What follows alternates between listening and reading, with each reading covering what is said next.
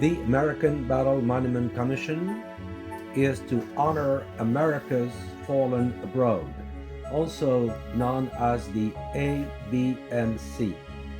The ABMC serve as the guardian of America's overseas commemorative cemeteries and memorials. Its primary mission is to honor the service, achievement, and sacrifice of U.S. Armed Forces members. Established by Congress on March 4, 1923, the ABMC is responsible for several key functions: designing, constructing, operating, and maintaining permanent American military cemeteries in foreign countries, building and maintaining monuments, memorials, and markers overseas where American forces have served since April 6, 1917, World War I, and in the United States when directed by public law.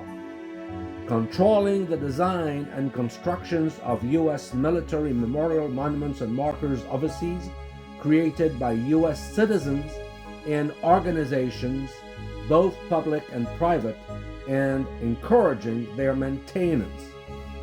The ABMC administers, operates, and maintains 25 permanent American military cemeteries and 27 federal memorial monuments and markers located in 16 countries: the U.S. Commonwealth of the Northern Mariana Islands and the British Dependency of Gibraltar.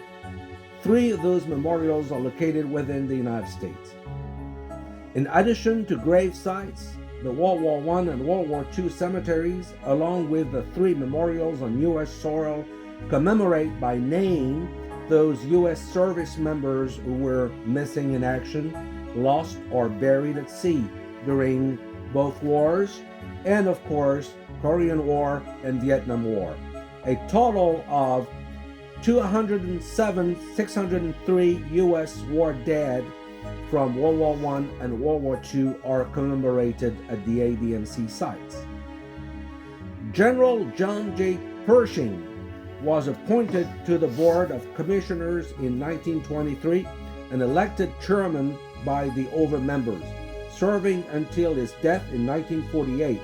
Following World War I, the U.S. government established burial and repatriation policies for American war dead. Over 116,000 Americans lost their life in Europe during this conflict. Most of the families, about 60%, asked for loved one repatriation. The first person to make the decision was a widow.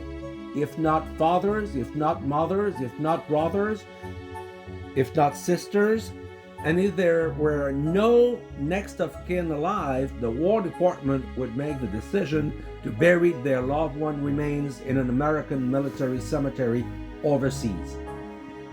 The ABMC World War I commemorative program involved constructing 8 permanent American cemeteries in Europe and erecting 13 memorial and markers during the 20s and the 30s.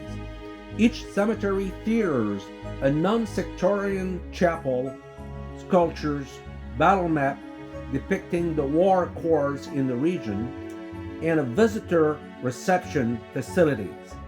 The ABMC documented America's World War I effort by compiling divisional operation summaries and publishing American Armies at Battlefield in Europe, a guidebook with detailed battlefield description and direction, who was written by General Dwight David Eisenhower. By the end of World War II, hundreds of temporary burial ground has been established by the U.S. Army worldwide. In 1947, 14 overseas sites were selected as permanent cemeteries by the Secretary of the Army and the ABMC. Families and the deceased ones against had the option of permanent interment or repatriation, and most choose repatriation. Again, about 60%. In some cases, next of kin directed that isolated burial remains undisturbed, and this grave contribute to maintained by local communities to these days, like in Brest, France, or in Caumont-Levante, Normandy. The use of both World War I and World War II sites are permanent military burial grounds was granted as long as American soldiers' remains buried in host countries, with no charge or tax applies to those sites, excepted for the Philippines. Eligibility for burials in these cemeteries is strictly limited, as determined by agreement with host countries, to members of the United States Armed Forces who die overseas during the war. In addition, U.S. civilians, technicians, Red Cross workers, and entertainers who were serving with the military were also eligible for burial in those countries.